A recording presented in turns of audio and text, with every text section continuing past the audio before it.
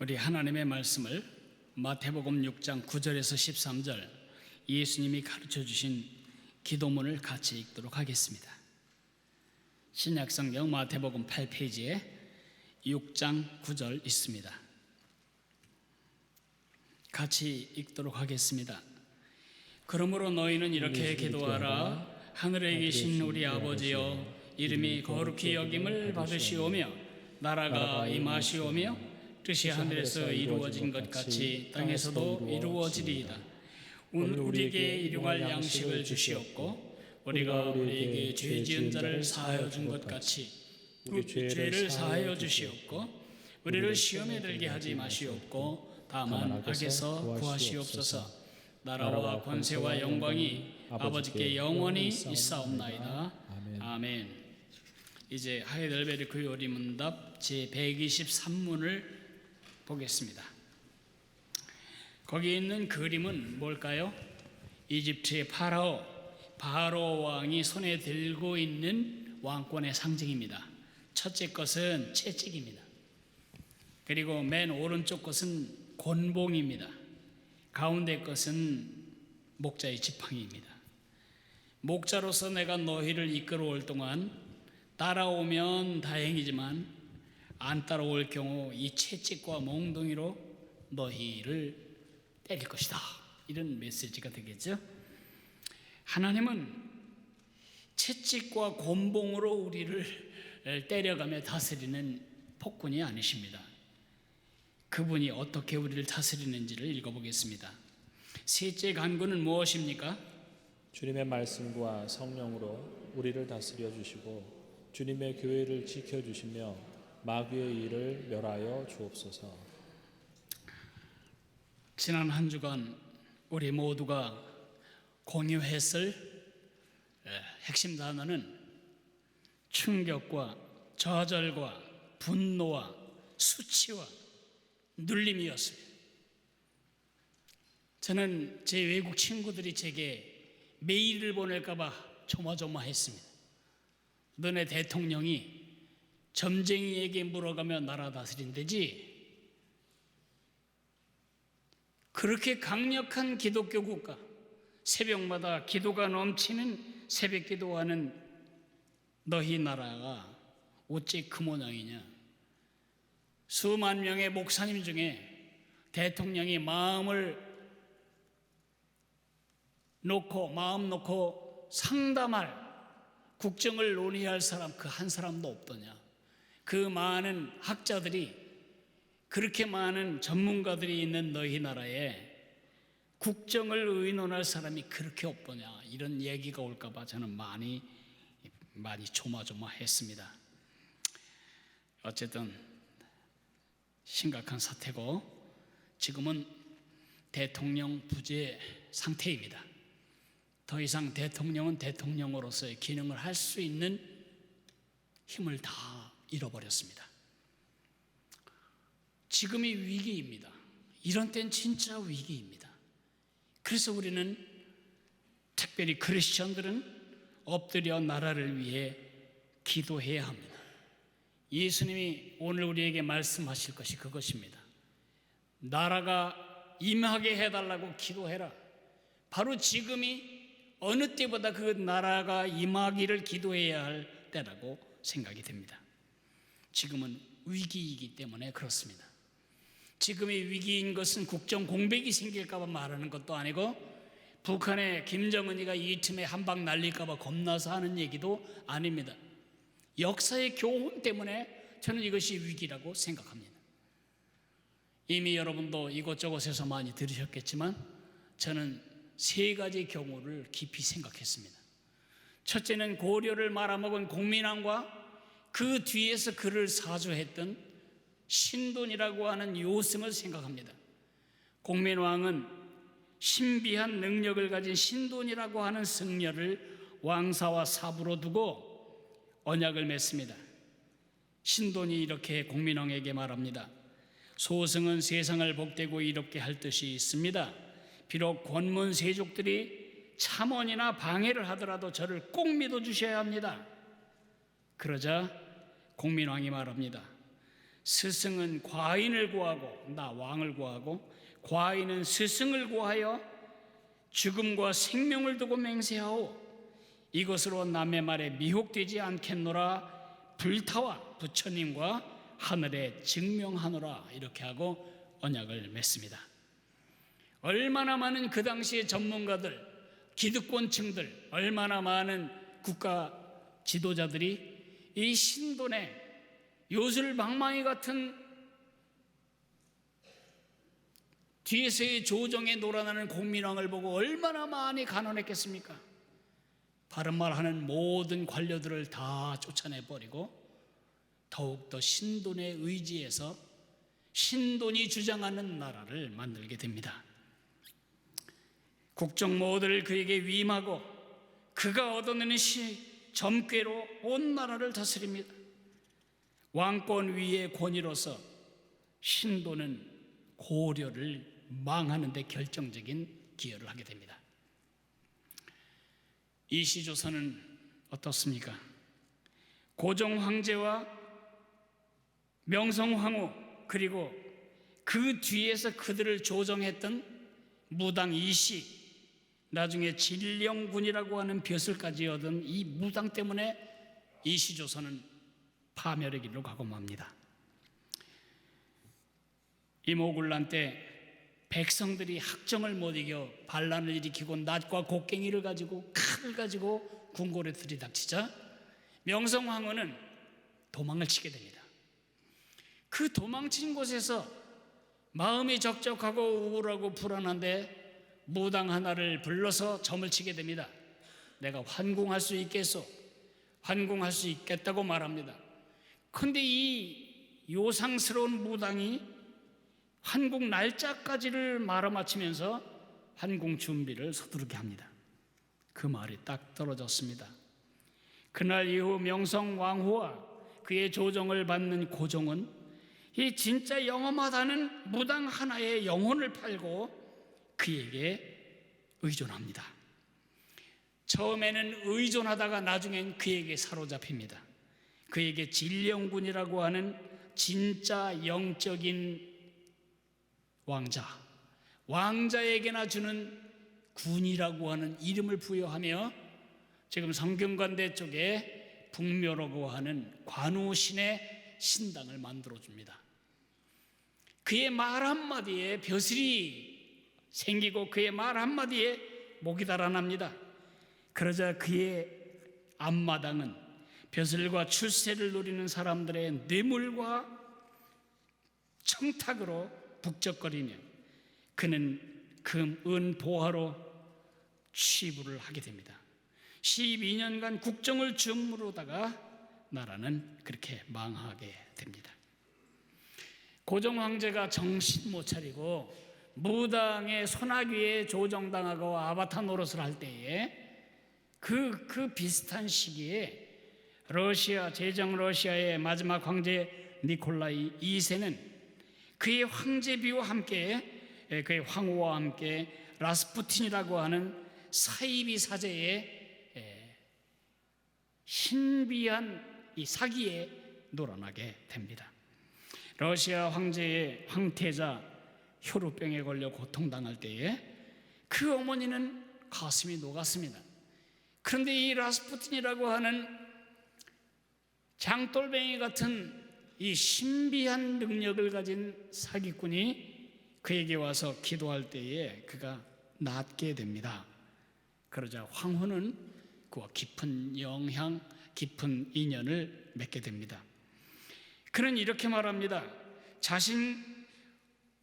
그는 자기 자신과 이 황태자의 운명, 지금 러시아의 운명이 자기 자신과 피할 수 없는 인연으로 맺어져 있다고 경고합니다.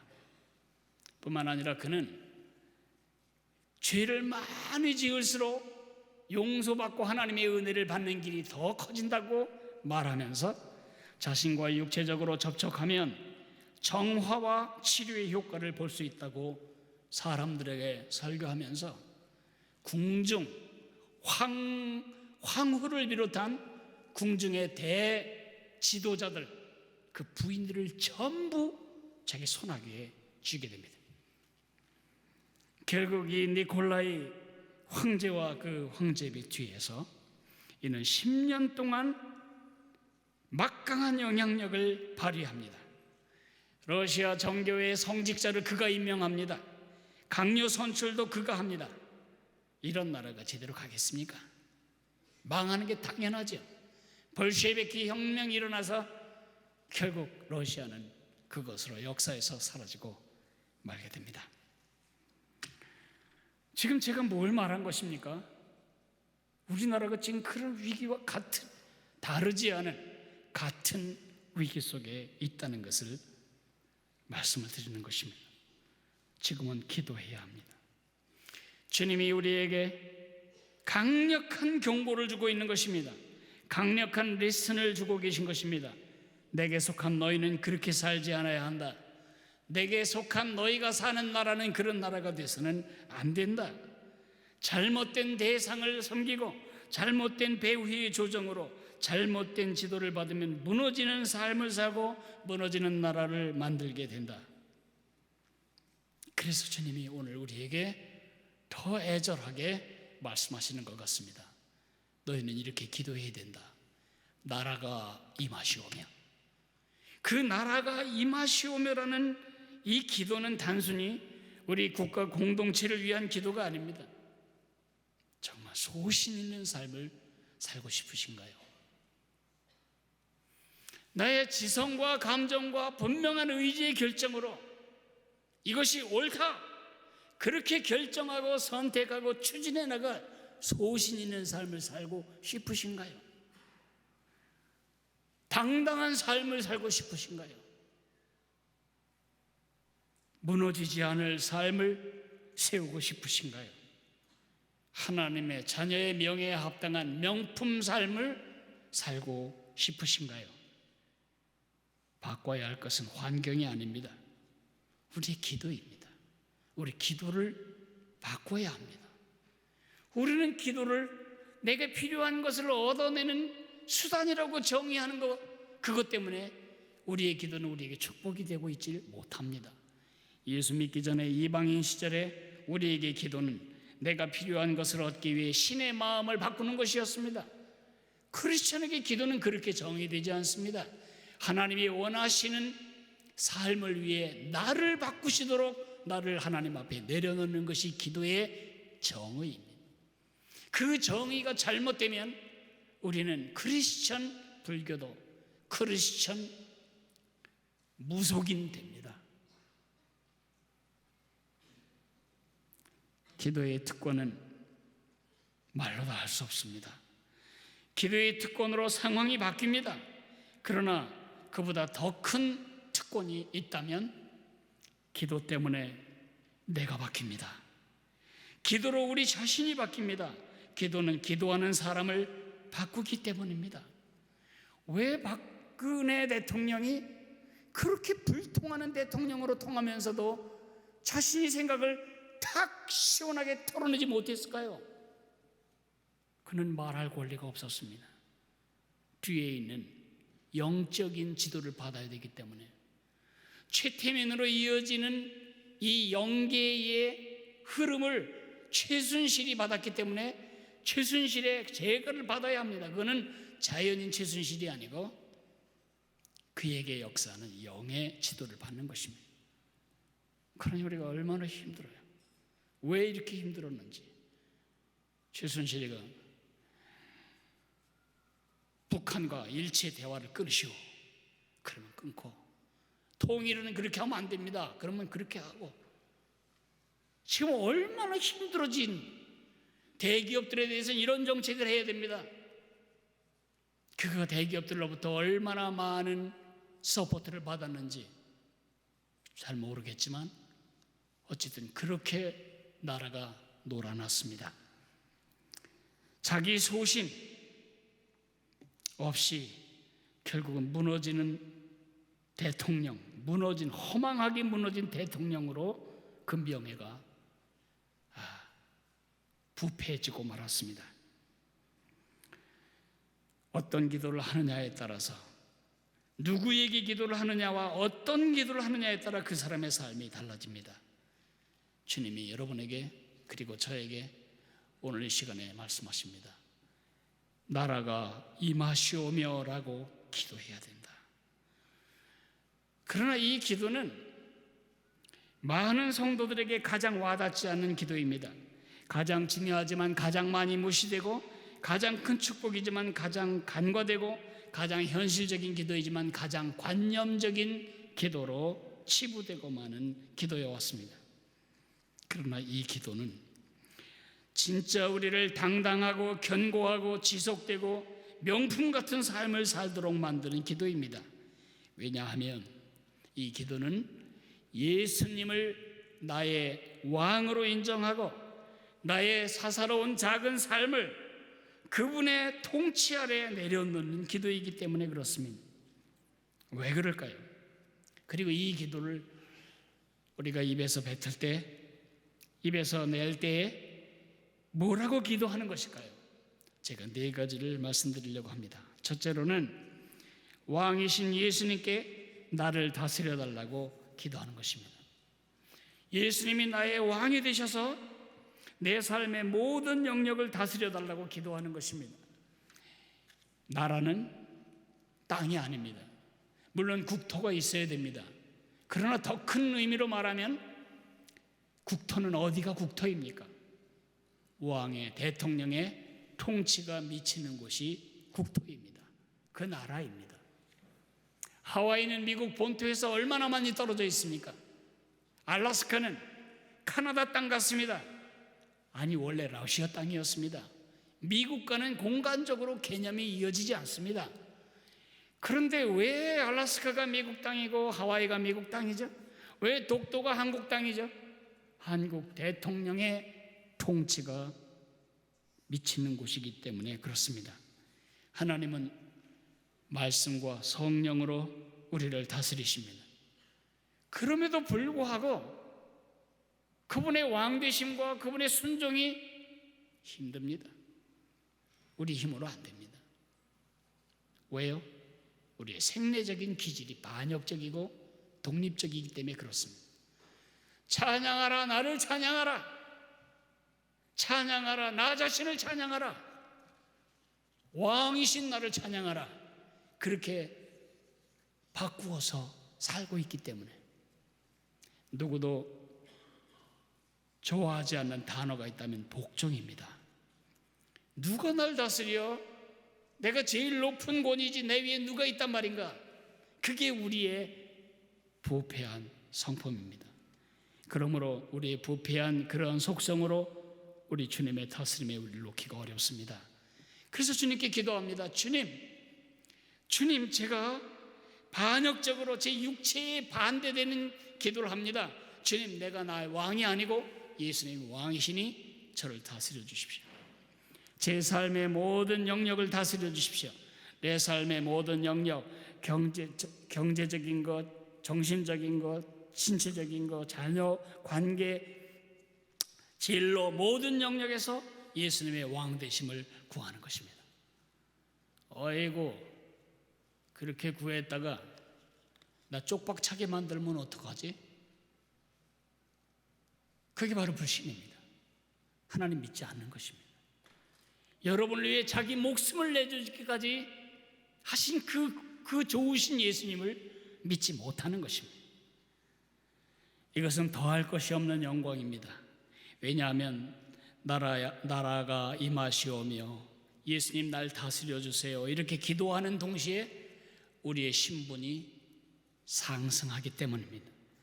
예수님을 나의 왕으로 인정하고 그 통치 아래 나를 놓을 때 나는 동시동작으로 나는 왕이신 예수님의 사람이 되고 왕이신 하나님의 아들이 되는 것입니다.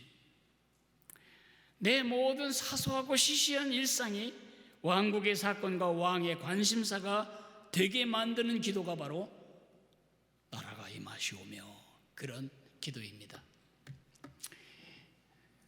딸 낳으신 분 계신가요? 딸 낳으신 분 손 한번 들어보실까요? 네, 그러시군요. 저도 딸 낳았습니다. 근데 제가 딸을 낳았을 때 어떤 신문사 기자도 찾아오지 않았습니다. 틀림없이 여러분이 딸 낳았을 때도 9시 뉴스에 보도되지 않았을 것이라고 저는 믿습니다. 똑같이 딸을 낳는데 결혼하고 살다 보면 아기 낳을 수 있는데 그 사건이 전 세계적인 뉴스가 되는 사람이 있습니다. 왕자입니다. 영국 왕자 윌리엄 왕자하고 케이트 미들턴 사이에 둘째 딸 샬롯이 태어났습니다. 저런 사진 없는 집이 어디 있어요? 다 남편 서고 아내 서고 애기 안고 사진 찍잖아요.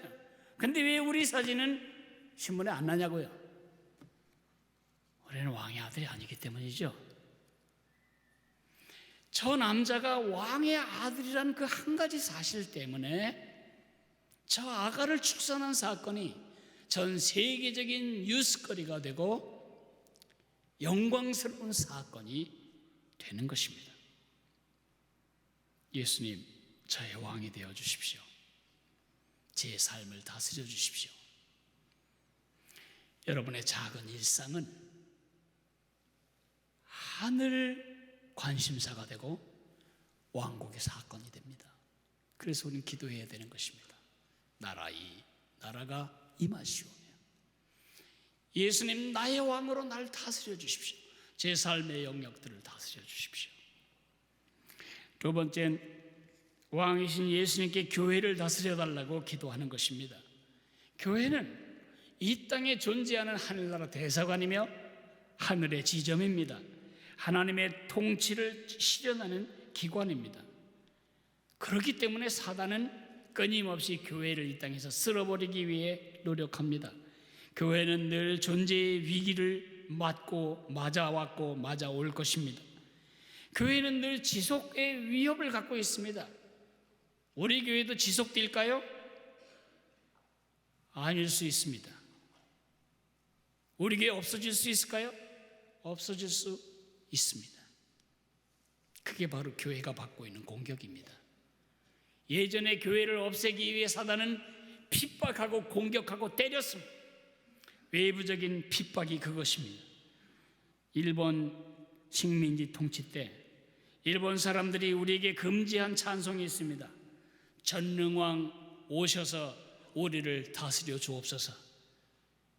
왕은 온 천지에 일본 천황 하나밖에 없다. 근데 전능왕 오셔서 우리를 다스려 달라면 반역적인 노래다. 그래서 못하게 했습니다. 교회에 허락된 찬송은 멀리 갔더니 처량하고 고나요, 이런 비탄조와 처량맞은 찬양만 하게 했습니다. 출애굽기를 강해하지 못하게 했습니다. 사람들이 출애굽기를 읽고 출애굽기의 뜻을 알면 우리가 지금 노예가 되었구나, 여기는 우리가 지금 있어야 할 처지가 아니구나, 우린 나가야 하고 독립해야 된다, 이런 생각을 하게 될까 봐 목사님들에게 출애굽기 강해를 금지시켰습니다. 이렇게 해서 교회를 박살내려고 하는 것이 사단의 계획입니다.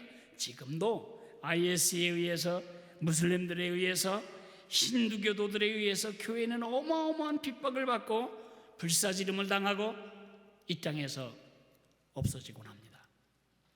그 많던 터키의 교회, 기독교 국가였던 그 땅이 지금 전국의 교회라고는 정말 손가락 안에 드는 정도로밖에 형식적으로 남아있지밖에 못하는 이런 현실을 생각해 보십시오.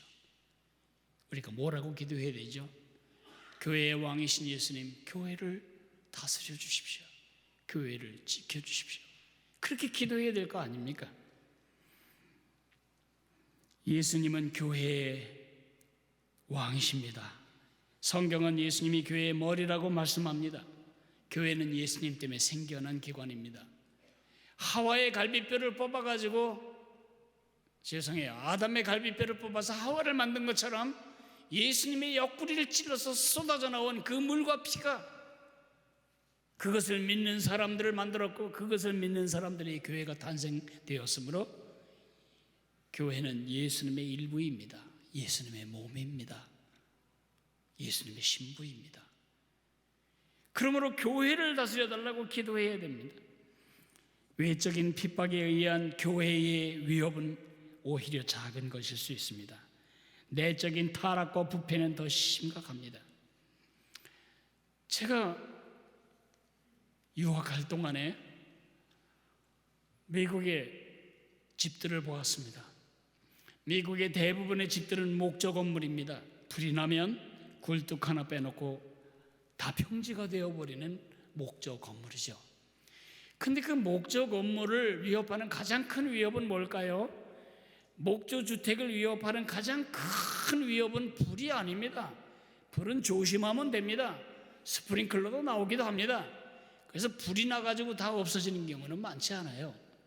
불보다 더 큰 위협은 뭐냐? 흰개미입니다. 흰개미가 대들보건 기둥이건 속에 들어가서 나무 조직을 다 파먹고 거기에 집을 들고 한 사회를 이루고 살아갑니다. 어느 날 집이 벼랑간 그냥 주저앉는 것입니다. 멀쩡한 집, 바깥으로는 아무 표식이 없습니다. 페인트도 그대로 있고요, 보기도 괜찮아요. 그러나 어느 날 하중을 견디지 못하는 저 들보가 내리앉게 됩니다. 이것이 교회를 파멸시키는 사단의 더 효과적인 방법입니다. 신앙이 해이하게 되고 타협하게 되고 타락하고 껍데기만 남게 만들므로써 교회를 이 땅에서 박멸하는 것이 사단의 계획입니다. 그러므로 우리는 교회가 더 강해지도록 기도해야 하고 교회가 더 많아지도록 기도해야 합니다. 교회의 건강한 교회, 건강한 믿음, 건강한 기능, 건강한 교제, 건강한 예배, 건강한 교육, 건강한 전도, 건강한 섬김을 위해 기도해야 합니다. 교회 사역자들을 위해 기도해야 되고 중직자들을 위해 기도해야 되고 교회 지도자들을 위해 기도해야 합니다. 최순실 같은 사람에게 묻는 사람이 없겠지만 제 소견에 오른 대로 교회를 이끌어가면 교회는 망합니다. 교회가 더 강해지도록 기도할 뿐만 아니라 교회가 더 많아지도록 기도해야 합니다. 전도를 위해 기도해야 하고 부흥을 위해 기도해야 되고 선교를 위해 기도해야 합니다. 교회는 천국의 현관입니다. 천국의 현관을 통해 많은 사람들이 들어오도록 열심히 기도하며 선교와 선교사와 선교기관을 축복해야 합니다. 왕이신 예수님, 우리를 다스려 주십시오. 교회를 다스려 달라고 기도해야 합니다. 세 번째는 왕이신 예수님께서 마귀를 멸하여 달라고 기도해야 합니다. 사탄이 하는 짓은 매일 매순간 우리 안에 우리 주위에 임하는 하나님의 통치를 회방하고 반역질하도록 유혹하는 것입니다. 하나님의 말씀과 성령의 통치를 거부하도록 조장하는 반역진들을 깨버리시도록 기도하는 것입니다. 마귀, 감히 예수님을 대적질하지 못하니까 그 예수님의 신부인 우리를 대적질합니다. 아담에겐 감히 가지 못하고 하와에게 접근했듯이 우리를 예수님으로부터 쭉 떼어놓기 위해, 찢어놓기 위해 온갖 유혹을 감행합니다. 그러나 두려워할 것 없습니다. 마귀는 이미 그 결론이 주어졌습니다. 요한일서 3장 8절을 보면 하나님의 아들이 나타나신 것은 마귀의 일을 멸하려 하심이라고 말하고 있습니다. 여자의 후손이 내 후손의 내 머리를 상하게 할 거다. 예수님은 과연 이 땅에 오셨습니다. 이 땅에 왔을 때에 마귀는 헤롯을 시켜 예수님을 죽이려고 2살 미만의 베들레헴의 모든 남자아이들을 다 죽여버렸습니다. 예수님이 성년이 되셨을 때 병을 고치고 눈을 뜨게 하고 죽은 자를 살리고 마귀에게 족쇄죄졌던 인간을 해방시키시는 예수님의 권능과 목적을 우리에게 잘 보여주시는 것입니다. 궁극적으로 예수님이 십자가에 돌아가셨습니다. 그리고 장사진에 마되었습니다. 사단은 미소 지었습니다. 임봉을 해놓고 사단은 끝났다고, 이젠 끝났다. 하나님의 일은 다 끝났다. 내 뜻은 영원히 선다. 그러나 예수님은 3일 만에 다시 살아나셨고 사단의 머리통을 깨버리셨습니다.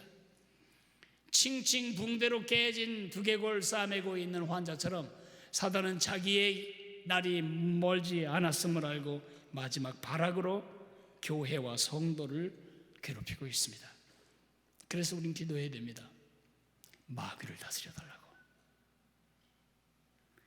마지막으로는 왕이신 예수님이 다시 오심으로써 하나님의 나라가 완성되게 해달라고 기도하는 것입니다.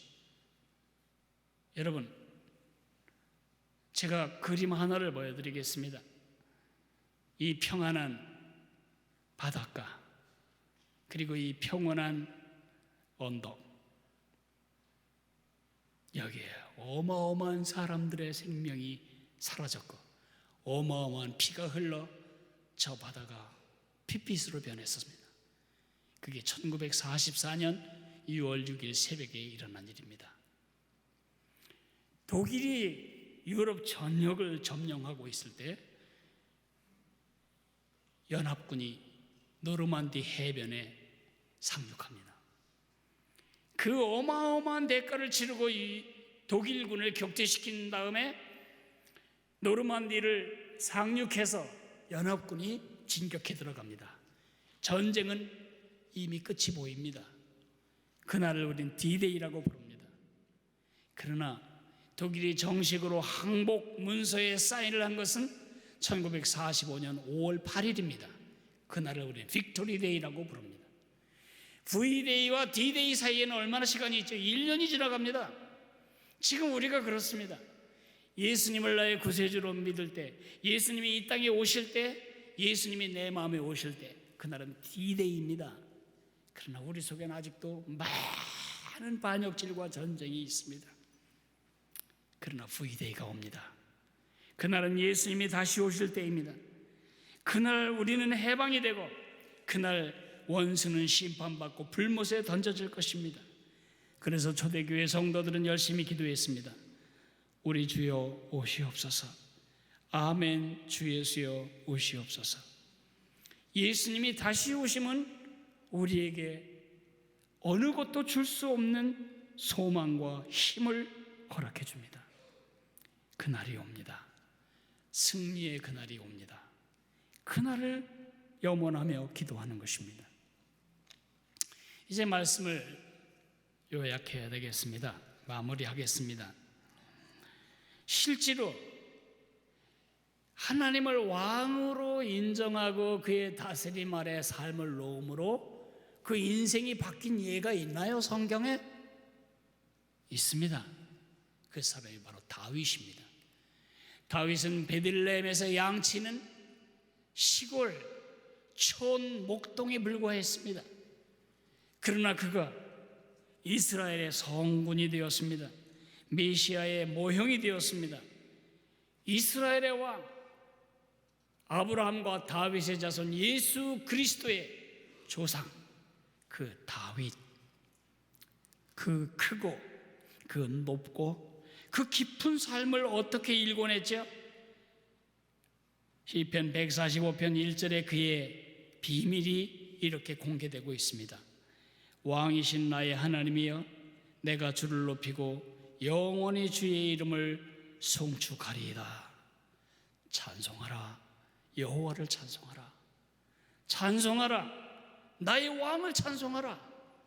다윗은 언제 어디서 누구와 무슨 일을 하든지 어떤 처지에 있든지 하나님을 자신의 왕으로 인식하고 의식하고 그 기준에 의해서 삶을 살아갔습니다. 자기 비위를 마치는 간신배들에 둘러싸여서 정신 못 차리고 살았던 이 땅의 허망한 군주들과는 다른 사람이었습니다. 여러분 어떠십니까? 최순실처럼 의지할 만한 무당을 하나 두고 계시지는 않으시겠지만 혹시 술 친구의 말 듣고 살지는 않습니까? 혹시 내 고집대로 살고 있지는 않습니까? 다 반역입니다. 예수를 그리스도라 고백하는 우리에게 그리스도란 말은 왕이란 뜻입니다. 예수님이 왕이시라면 날마다 그의 왕되심 아래 내 삶을 내려놓는 기도가 끊이지 않아야 합니다. 소신 있는 삶, 당당한 삶, 흐물거리지 않을 삶, 지속될 영향력, 명품 삶을 살기를 원한다면 환경을 바꾸려 기쓰지 말고 기도를 바꾸려고 애써야 됩니다. 뭘 달라고 기도하기 전에 여러분의 필요가 왕의 필요가 되도록 예수님이 왕이 되셔서 나를 다스리고 내 가정을 다스리고 내 교회를 그리고 내 나라를 다스려 달라고 기도해야 합니다. 특별히 한치 앞이 안 보이는 한국의 정치 상황 속에서 우리는 이 나라를 왕의 신 예수님이 다스려 달라고 절박한 마음으로 기도해야 할 것입니다. 우리 다 같이 일어나서 208장 찬송 부르겠습니다.